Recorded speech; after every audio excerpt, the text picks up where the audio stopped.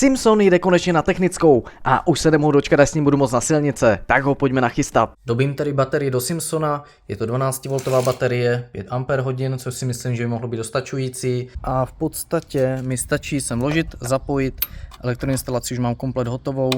No a zítra na technickou. Ještě světlo jsem si dával trošku do cajku. Já si myslím, že by to mohlo být v pohodě, jo, jinak tady tento držáček SPZ-ky. Ještě tak mám asi vysokou hladinu v plovákové komoře, protože mě tady to teče benzín, když to nechám puštěné a má to takovou tu díru v plynu, což odpovídá vlastně tomu, že ta výška plováku je špatně nastavená. Kabely jsem krásně protáhl tady tímto husím krkem, vypadá to skvěle, vede to tady pod nádrží až sem, jo, takže nebudou se špinit, nebude to tady plandat, což je super. A tady jeden kabel akorát volný mi tu valí do svíčky, což si myslím, že jsem udělal velice pěkně a jsem za to rád. Dneska 1D a Simpson jde na technickou.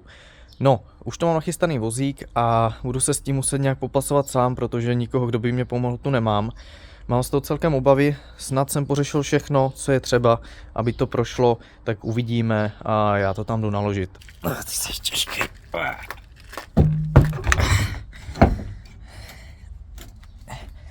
No, pojď. Tak, dobré, drží. Rezervu potřebovat dneska asi nebudu, jedu jenom kousek, takže tu necháme doma. Otevřeme tady tuto zadní část.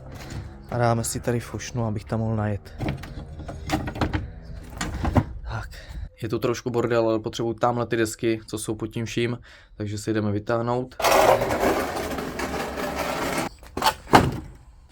Tak. Takže jsem si celkem máknul, ale dostal jsem to tam, drží to tam zatím sílou vůle. Naštěstí se mě tady vylezla ta fošna, kterou si beru určitě sebou a vyšlo se to tak akorát. Jo, tady to jediné, co mě to drží vlastně, je to za šprajcle, tady o to zadní kolo, jo. Akorát ten blatník tady, tyjo, nebo ta krytka, není dobré, to se mě trošku tady krčí do pytle. Klasický problém, tohle, no ale zase stáhnu něčím a to vydrží na tu chvíli. Takže opět kurty, stáhnout odsuť, podsutím to směrem a druhou stranu a ještě možná hodím jednu takhle. Asi nějak pod tím sedlem předpokládám, ať to zbytečně neprasím. Stál jsem to teďka kurtama, jo, tady vpravo jsem to vzal, tady to vede, aby to nevlálo dozadu, jo, pojištěné to zadní víko, tady před sedačku, nebo pod sedačkou tak a drží to jak pes, to jako nikam neuteče, to by musel jedině s vozíkem, což doufám, že se nestane. Teď už nezbývalo nic jiného, než vyrazit. To je jako dost peněz. No však to je, právě proto.